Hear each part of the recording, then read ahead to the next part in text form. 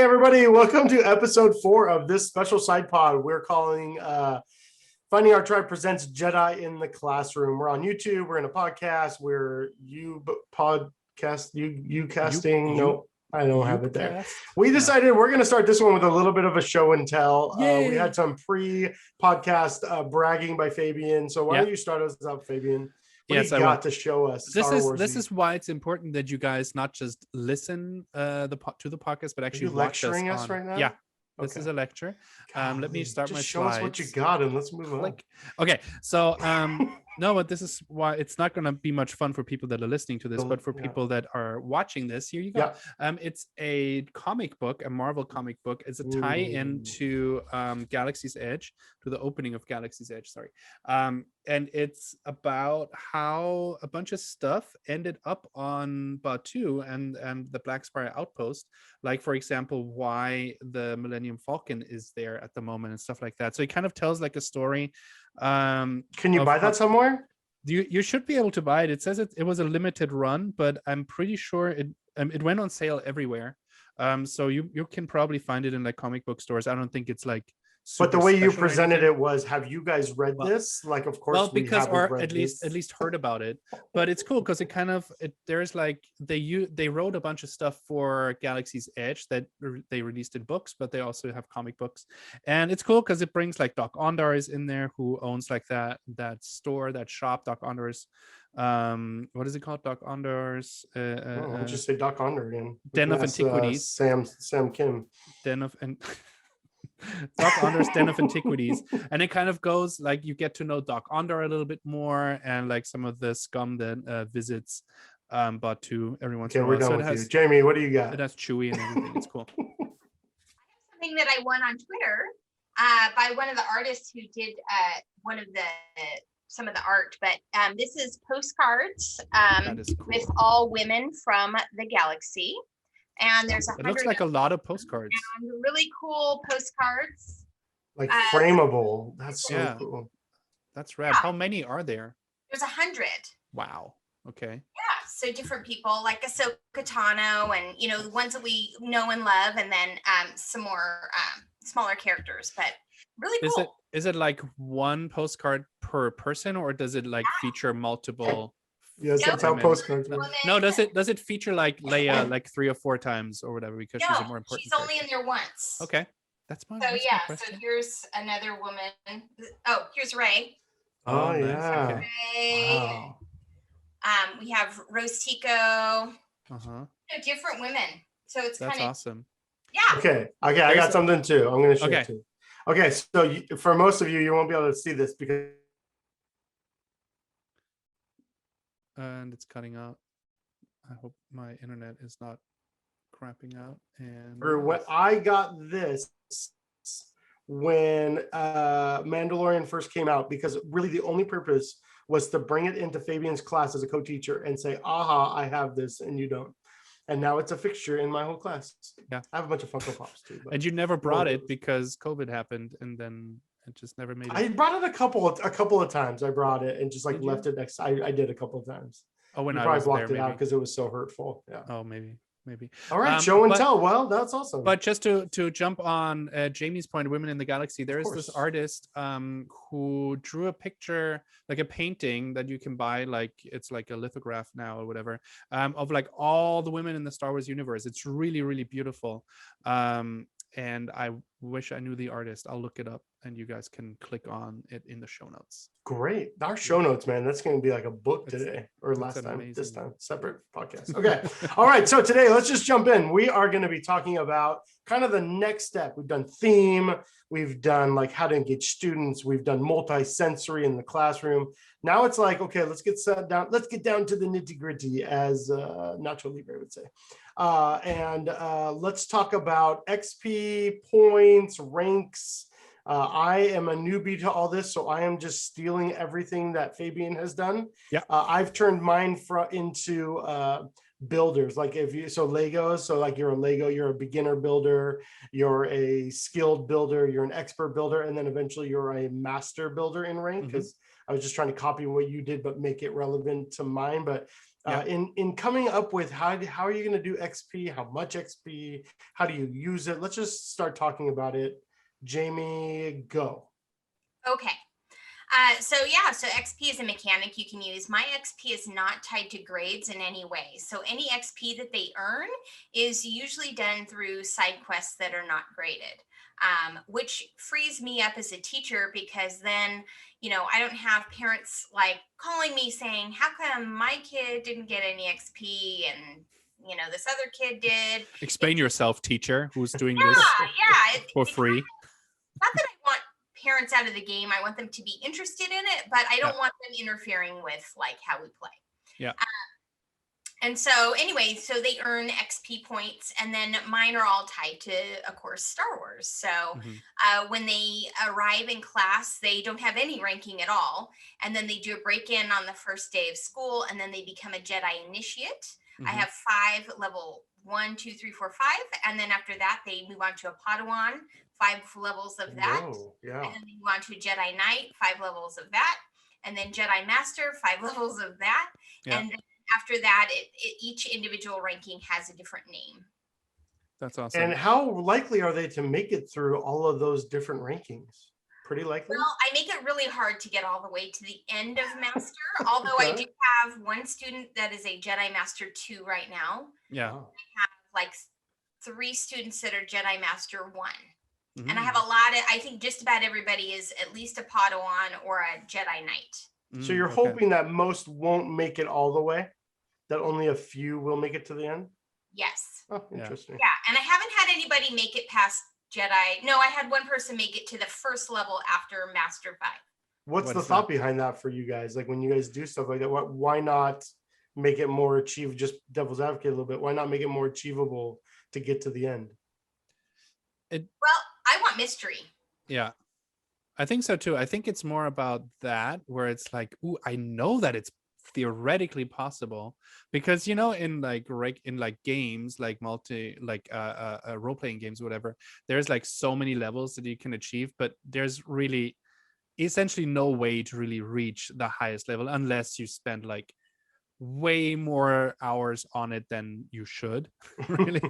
and I think it's kind of like that too for me. I'm like, I tell them all the levels too. It's like in my handbook, and it's very similar to Jamie's because I stole most of her handbook. And so you stole hers and I stole yours. Yeah, exactly. So for me, they start out as initiate, then once they do their blast off game, which is the QR break-in that I'm doing, they become a Padawan, and then moving on from Padawan, they can become a Jedi Knight and then a Jedi Master, but there's different levels, like 3 Jedi Knight, 3 Jedi Master, and then there's Council Member.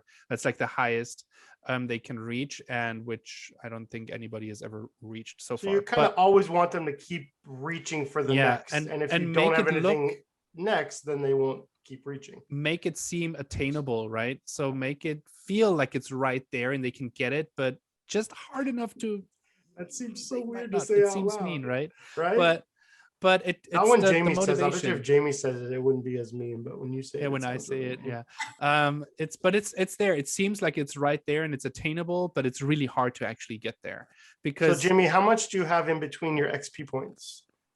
It's interesting. The higher they go, the more points in between. Yeah. Okay. So it's really hard to go from a Jedi Knight level 5 to a Jedi Master level 1. So they have to really, really work at it. And basically the way I structured it is I borrowed Mr. Matera's gamification database, and he has all the levels kind of built out for you. I made some teeny tiny adjustments after I started playing the game. But I just follow what he does. Yeah, it's just in general that database is amazing. So if you have like $30, I think it was when I bought it, comes with all kinds of other spreadsheets that he puts in the package. It's called a New World package or whatever. We should link to it somewhere. Yeah, where? Show notes? Okay, show notes. But he also put it up on EMC to Learning. So if you're a member of that, it's already there as well. Oh, and awesome. it's just an amazing. It's like, I don't know how he created the spreadsheet. I think there were like 5 or 6 people working on it, and it just does so much. It takes everything for your game, like out of your hands, and it automates it. So all you really do is you put up the roster, and then every time you enter points, it does everything for you basically. And Jamie, it's really I well explained. I like when you said that, like, after the first break-in, they've already leveled up at least once. So you're giving them something at the beginning. You want to talk about that a little bit? Yeah, just that little carrot, right? I want him to buy into that game. And so by leveling up, they feel that sense of accomplishment. And then also too, every once in a while, even though they'll be, as they move further through the game, every once in a while, I'll make a level, like I'll shrink the points way down so it doesn't take a lot of points to go from, let's say, a Jedi Knight 1 to a Jedi Knight 2, because then they feel like, oh, I'm moving now. So there's a little bit of psychology in there, like every once in a while, making it kind of easy for them so they don't get too mired down. They feel like they can still, like it's not unattainable. Right. But then still keep that one at the very end that they'll never get. Well, they can. It's just really, really hard. Probably 15 levels beyond Jedi Master 5. Fabian, I noticed when I stole your Glide app that I accidentally gave them like 75 XP and some credit. Like you had built in from the start, giving them credits in XP. And I went, wait, how did they already get that? And then I went into the code and went, oh, Fabian must have already so talk to me about like why you did that. I set it up because it's always nice to have something when you start, right? So starting at absolute zero, I think is not super motivating necessarily. When you see like, ooh, look at that, I have like 50 credits already, and the first item card I can buy is like 100, then you're like, okay, it's I can like save some money and earn some money. And it kind of, there's like, you're not starting at completely zero with your experience points either. And it could just be like your bonus for signing up. You know, that's what I was thinking kind of with the experience points. Completing it's like your profile. Yeah, it's like completing the profile bonus. You signed up, everything is done, you're good to go. Here you go, you have 75 XP. It's not much, but depending on how you set up your experience points, there's also like a different philosophy, right, for everybody. Like for me, my experience points, they get like when they do class work, that counts for something, they usually get around 300, 350. They get a little bit more when they do side quests, because I want side quests to count more, to get them to do other stuff.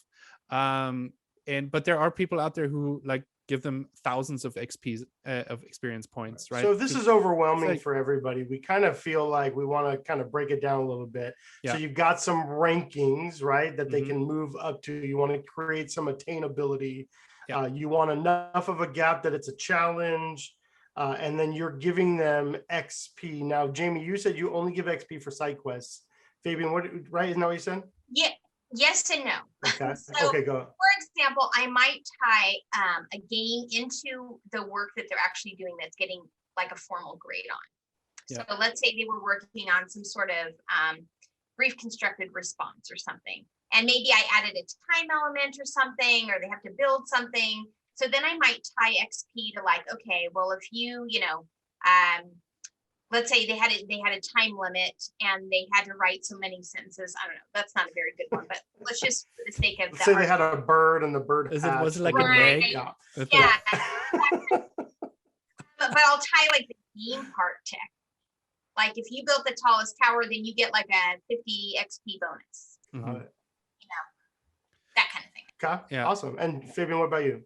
So for me, it's usually assignments like summatives. They are connected to not grade. So there's a grade, and then the game is separate. But if they turn it in, doesn't matter how good it is, whatever. If just turning it in, you'll get the points. That's the idea. And then classroom games are usually I give them points so that the winning team always gets the most points, obviously, and usually they get like a surprise item card package. That's what I used to do.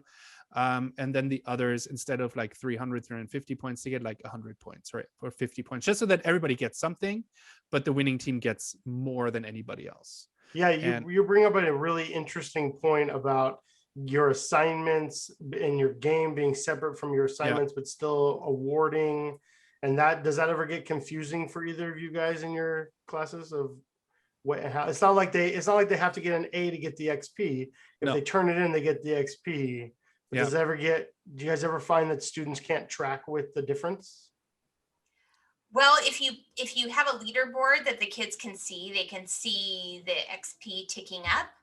I think having it separate is really liberating, because I don't then have to necessarily even tie XP to their work. I could tie it to other things as well.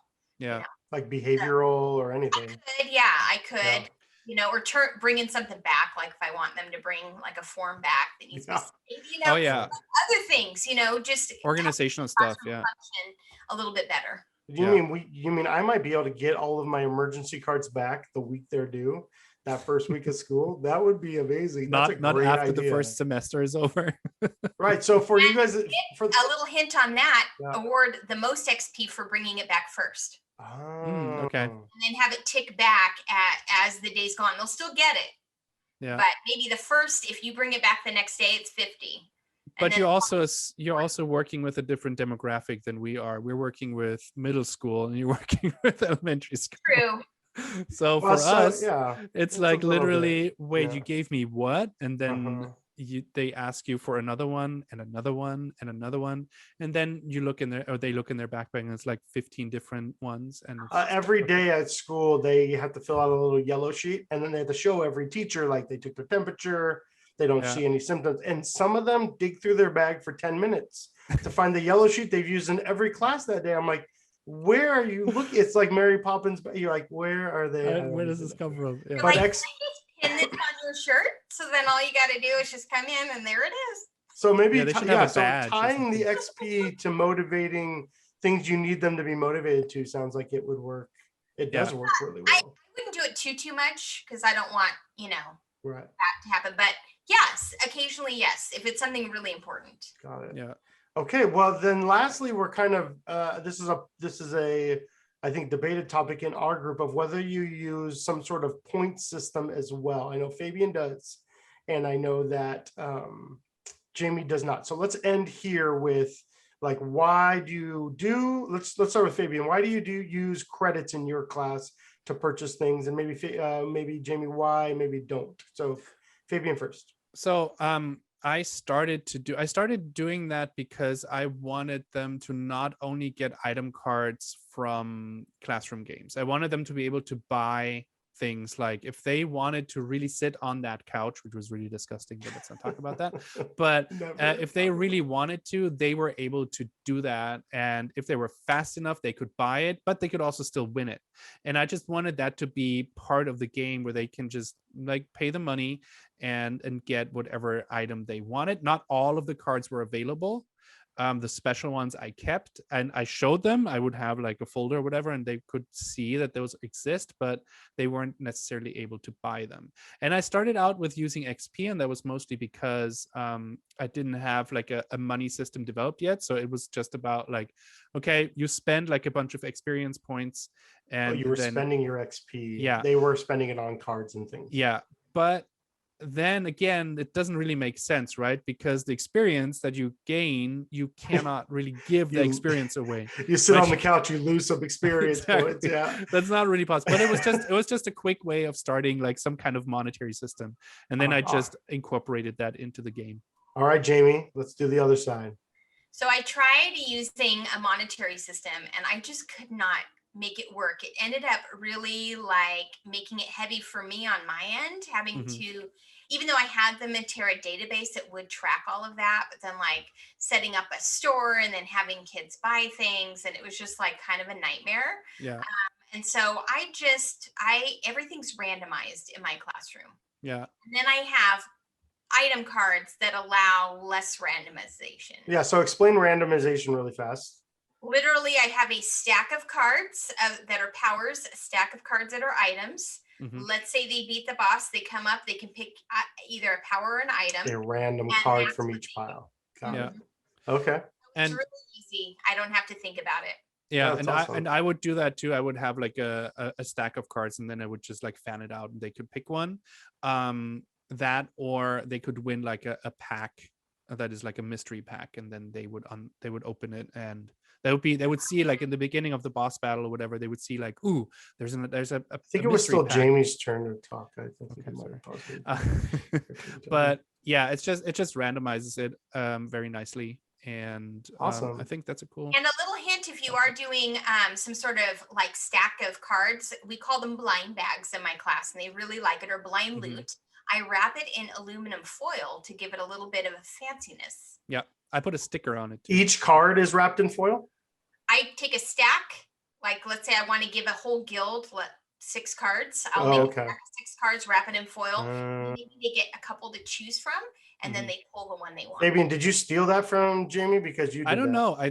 Probably. I think it's just out there. I think a lot of people. Yeah. No, he stole it. And I probably stole it. Fabian started it. I know I didn't invent that. I didn't start it from someone else. So. Well, but awesome. I thought I'm going to put a Jedi Academy sticker on it. That was my touch. So I printed them out and put it on there. Okay. Yep. All right. Well, everybody, that's it for us today on Finding Our Tribe Presents Jedi in the Classroom. We hope you enjoyed it, learned something, and we'd love to hear your thoughts in the comments, in the chat, or in the on Twitter, everywhere we are. Check out the show notes for the long list of connections, and we'll see you next time. Bye-bye. May the force be with you. Oh, we said it together. Nice. I think Jamie and I were first. Okay. It's not a competition. But it is really. But if it were, we would have won and you would have lost. Would have won, we did win.